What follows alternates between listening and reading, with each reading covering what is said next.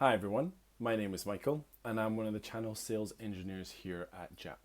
And today we're going to be talking about security, Apple devices and Jamf in an education setting.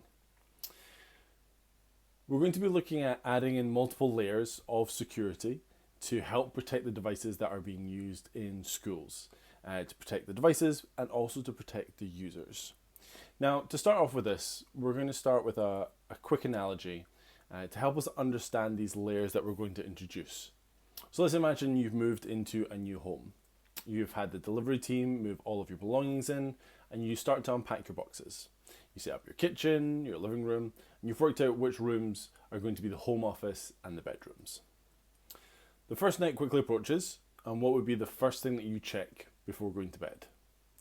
I personally would be double checking, if not triple checking, that all the doors and windows are locked and secure. I would probably spend most of my evening trying to remember which key was used for each lock, but also trying to reassure myself that my house was safe and secure. So making sure that all of the doors and windows were locked. So we've secured our home with the locks on the doors. That's a good start. But what if we wanted to monitor what's going on or inside of our house? A lot of people, including myself, have video doorbells, which are not only notify us when someone pushes the doorbell, but also records what's going on outside of our house. Some of these cameras may be watching your garden or even the driveway. Others have alarm systems inside to monitor doors and windows opening, and some even have motion sensors. These are a great way of monitoring what goes in or around your house and adds an extra layer of protection to you. So this is our second layer of home security. Let's look at another way of protecting our homes. Whenever you move into a new home, you'll notice new people coming and going. Some may want to see what's going on in your home, who the new neighbour is, or maybe even something more sneaky. If there's no defined boundaries, people walking past may accidentally or intentionally walk onto your property to do some investigating. They may be looking for a way into your home, maybe checking to see if the door's been unlocked, or maybe they just want to know where you got your artistic ceiling light from. Either way, they have overstepped the boundary. So how can we help people clearly know when they've overstepped on your boundary line, which is separate from your physical house? In this case, with fences, a gate, or even a large bush to keep prying eyes at bay. And here completes our layered approach to protecting our homes. You may use some of these, or have all of them, but they're all a way of bringing peace of mind to where we live. But how do we use this story in relation to managing and protecting our devices within education? We're going to spend some time today looking at 3 approaches to a layered security solution. Now, we all know Apple devices out of the box offer a variety of features to secure a user's data. What security features right from the beginning help protect that data? Can you think of any? Well, for me, some of the main ones are going to be looking at a passcode or a password, Touch ID, also Face ID, but there's other things like File Vault that's built into our macOS solutions as well.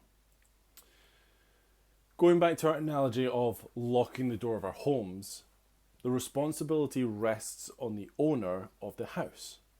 The same can be applied on a Mac or an iPad. With unmanaged devices, users can navigate to File Vault settings and turn it off. This could be seen as not locking the doors of our home. The locks are there, but we have either forgotten to lock the house or decided that we don't need to. But we all know that to protect our personal belongings, we need to lock the doors of our homes. So to protect our sensitive data and files, we need to secure our devices. So how can we look at hardening these security features that are built into the devices? Well, we look at utilizing Jamf School. With NDM, you can enforce all sorts of settings and configurations. Although this is nothing new to many of us, it's been something that we've done for a long time. We've always seen it and spoken about it as management or managing a device, which of course it is, but if we think about it, a lot of what we manage is really about securing the device. Enforcing File Vault, a password or passcode policy, turning on the firewall, and being mindful of what users install. The reason we do these things is to keep the device secure. That is why managing a device is the foundation layer of securing a device. Without management, we're starting off on the back foot, and that's before we even get to think about how to deploy further layers without a management layer. Here you can see, for example, through the file vault payload, we can require file vault to be enabled and enforce a number of settings so that our entire estate behaves the same. Enforced on devices, secured in Jamf School, and passcode reset without wiping a device. These are all the key things around managing our devices, but also keeping them secure. And like we said, Apple offers multiple security features available to those who own an Apple device. But not everyone is familiar with what's available and which features have been enabled. And that's why Jamf School is a great solution to be able to manage all of the devices and those features to enforce the security layers on the device. Features like rapid security response, enforcing password policies, file vault, declarative device management, locked devices, Touch ID or Face ID, and so many more. These are all important security features available on Apple devices, and with Jamf School, you can add extra layers of protection easily. Jamf School completes our first layer, hardening the security features built into macOS or iOS. From what I've just presented to you, that seems pretty good in terms of protection for our users, right? And it is. Apple offers all users their full suite of threat intelligence and security technology by default. This means that most schools will be getting a layer of security free of charge by simply making use of an Apple device. What about if you're looking to take Apple's technology and build upon it? On the most fundamental level, macOS comes pre-equipped with multiple security tools to protect all Mac users, regardless of security needs. You might have seen these prompts before. One is Gatekeeper and the other one is Xprotect. And it looks at protecting the user from opening up malicious software or unknown applications on a Mac device. These features can either be bypassed or forgotten about. And so what we can then look at doing is adding in extra layers to protect those devices. And this is where Jamf Protect comes in. It's Jamf's endpoint security and malware protection built exclusively for the Mac. Jamf Protect is a modern anti-malware solution for your Mac. It's been designed specifically for macOS, and that means it looks for Mac-specific threats and malware and works directly with the framework offered by Apple in the operating system. For the end user, that means there's minimal impact on everyday usage, and it feels just like the OS.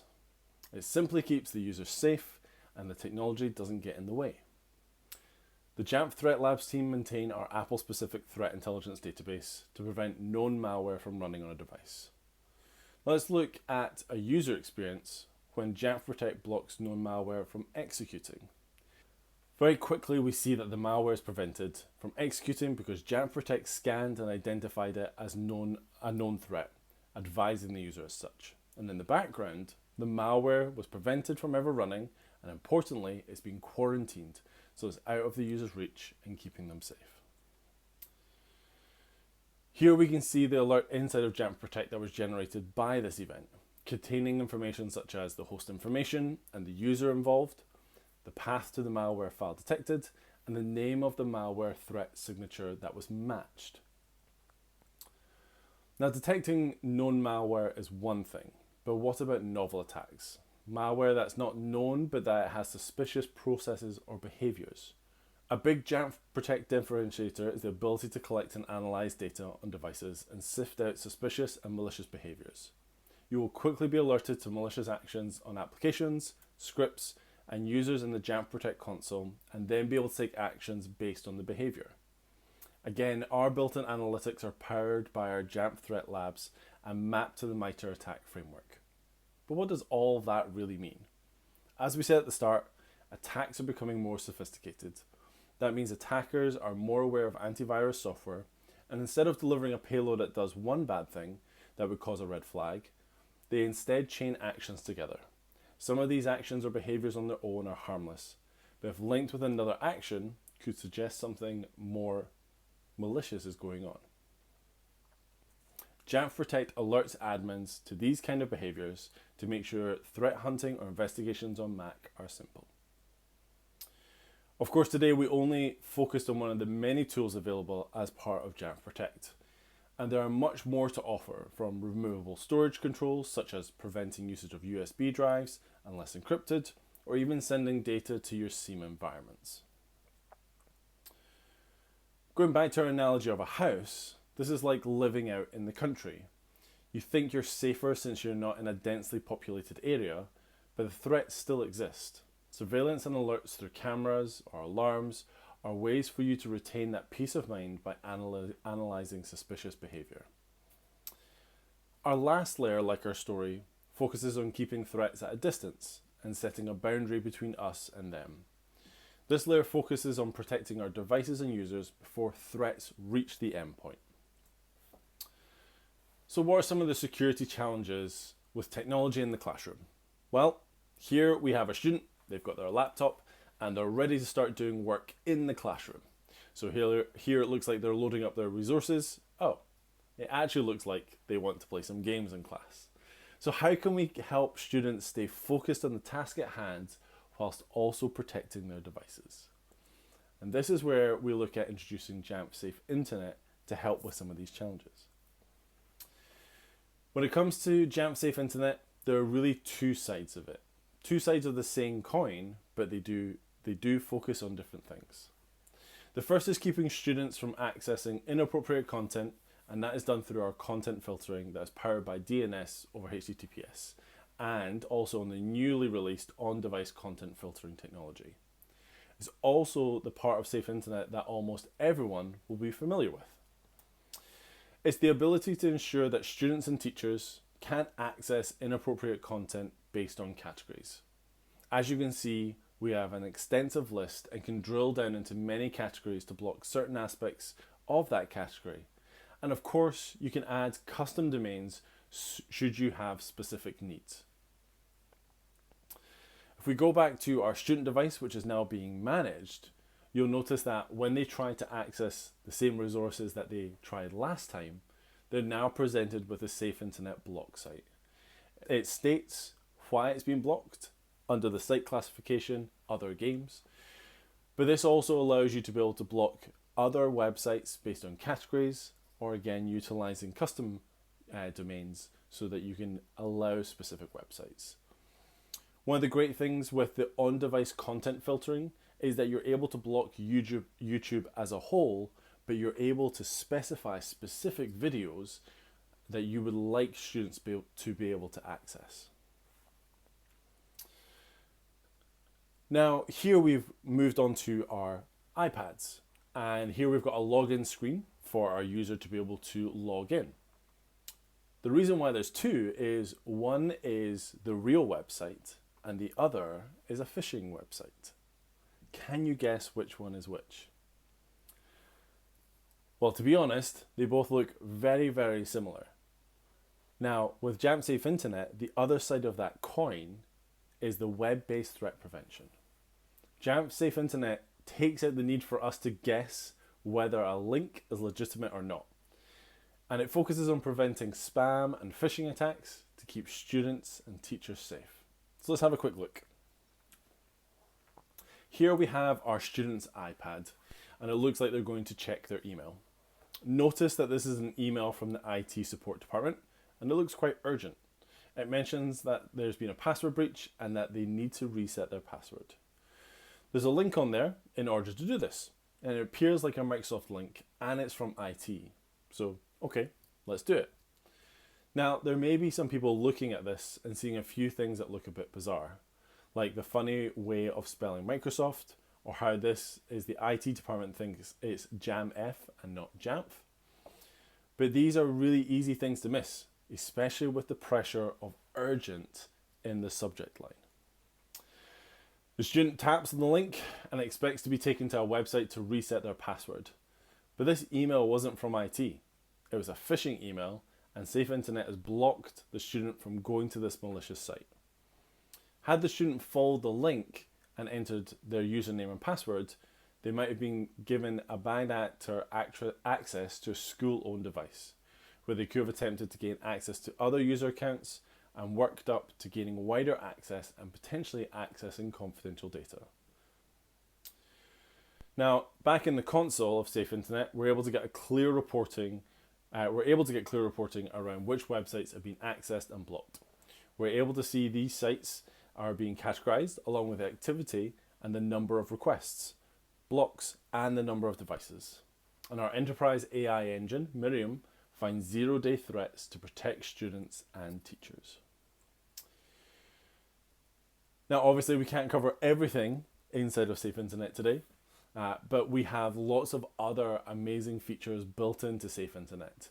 It works anytime, any place. We can block apps as well from accessing content. We're also able to do a really nice single-click connection with Jamf School, making it really easy for admins to deploy out the configurations that are required from Safe Internet. So Jamf Safe Internet is our protection against outside attacks, whilst also helping students stay focused on the task in hand with content filtering. This completes our third layer of security. So to quickly recap, we have our new home and we use the locks and keys to keep our content safe. We have cameras and alarms for tracking suspicious behaviour happening in or around our house. And our fence is to define our boundaries to keep outsiders at a distance. Our layered security approach in education is very similar, incorporating these solutions to bring in peace of mind to your devices and protecting the users at the same time. Jamf School builds upon the security features built into Apple devices, enforcing those features so that users cannot disable them. Jamf Protect focuses on protecting your devices against malware, and with built-in remediation tools, stops the user from doing more harm. And Jamf Safe Internet is protecting all users from web-based threats, phishing attacks, and spam, completes our layered approach. Thank you so much for taking time to learn about security, Apple, and Jamf in the education space. And if you have any questions, don't hesitate to reach out to us. Thanks.